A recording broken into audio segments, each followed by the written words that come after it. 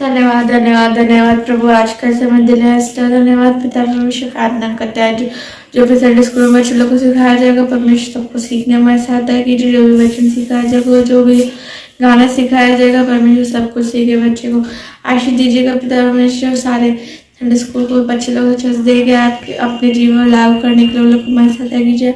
मेरी प्रार्थना और विनती को सुना से धन्यवाद पाते हैं, यीशु मसीह के नाम से मांगते हैं, आमीन।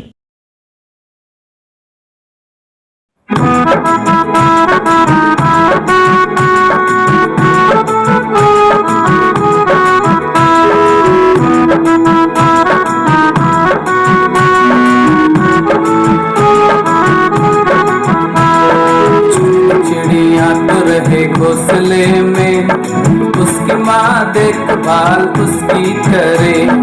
छोटी चिड़िया तो रहे घोंसले में, उसकी माँ देखभाल उसकी करे।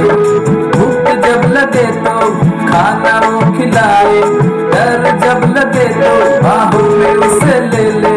भूख जब लगे तो खाना वो खिलाए, डर जब लगे तो बाहों में उसे ले ले। न कल की उसको चिंता न डर है किसी का, न कल की उसको चिंता न डर है किसी का। माता पिता सब कुछ यीशु हमारा है, माता पिता सब कुछ यीशु हमारा है। छोटी चिड़िया तो रहे घोंसले में, उसकी माँ देखभाल उसकी करे। छोटी चिड़िया तो रहे घोंसले में, उसकी माँ देखभाल उसकी करे। उसकी माँ देखभाल उसकी करे। बच्चों, सबको जय मसीह। आप लोग कैसे हो? मैं आशा करती हूँ कि आप लोग सब ठीक हैं। तो क्या हम लोग वचन पढ़ें? ओके, हम लोग पढ़ेंगे भजन संहिता 122 का 1। भजन संहिता 122 का 1। क्या लिखा है? जब लोगों ने मुझसे कहा, मेरे पीछे पीछे बोलिएगा। जब लोगों ने मुझसे कहा, आओ हम यहोवा के भवन को चले, आओ हम यहोवा के भवन को चलें, तब मैं आनंदित हुआ, तब मैं आनंदित हुआ। फिर से सीखेंगे भजन संहिता 122 का 1। जब लोगों ने मुझसे कहा, आओ हम यहोवा के भवन को चलें, तब मैं आनंदित हुआ। 12 साल की उम्र से ही हर एक यहूदी बालक धार्मिक अनुष्ठान में भाग लेना आरंभ करते हैं। यीशु के लिए वह फसह का पर्व था। नासरत से यरूशलेम तक और वापस नासरत तक 60 मील की दूरी तय करके बहुत लोग इसमें भाग लेते थे। पुरुष और स्त्री अलग अलग झुंड में चलते थे। यीशु पहले एक झुंड में, बाद में अलग झुंड में चला होगा। नासरत से बहुत दूर यरूशलेम में आराधना का मंदिर था। यीशु ने मंदिर में जाना चाहा। 12 साल तक मंदिर में जाने के लिए यीशु चाहता रहा।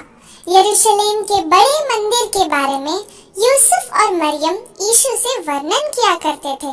हर साल पर्व में भाग लेने के लिए बहुत सारे लोग देश के अलग अलग कोने से यरूशलेम में आते थे।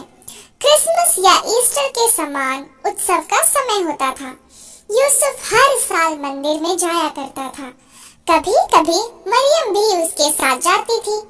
12 साल की उम्र में यीशु को भी ले जाएगा, ऐसा वह लोग यीशु से कहते थे।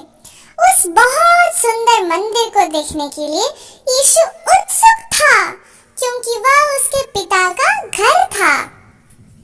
जो 12 साल का हो गया, यरूशलेम की यात्रा के लिए लोग तैयार हो गए।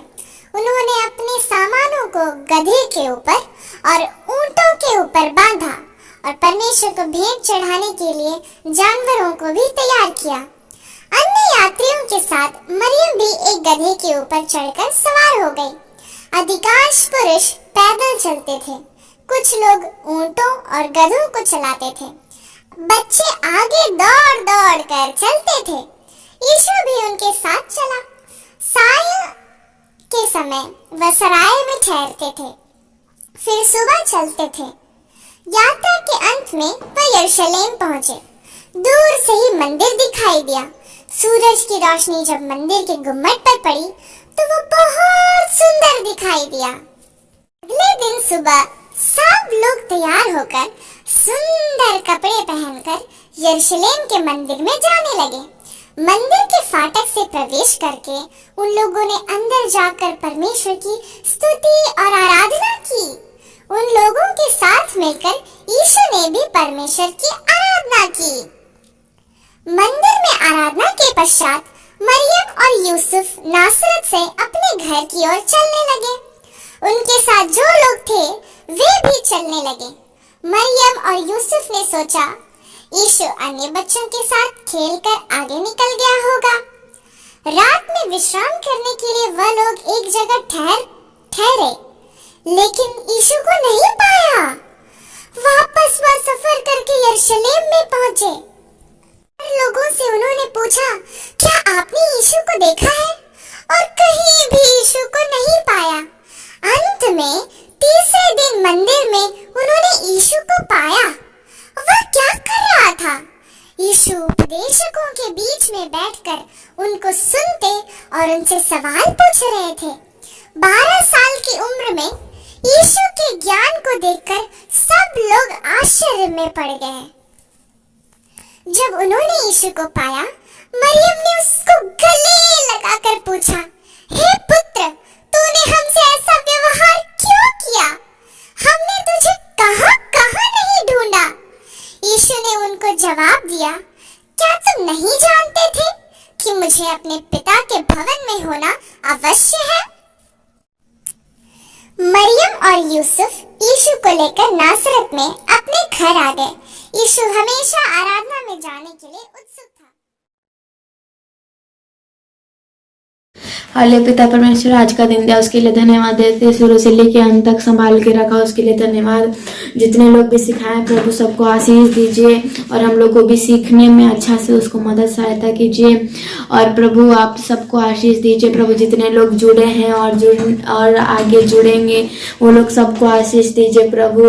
और सीखने में भी सबको मदद सहायता कीजिए। अपना बुद्धि ज्ञान से भर दीजिए प्रभु, ताकि वो सीख पाए। और सिखाने वाले लोग को भी आशीष दीजिए प्रभु।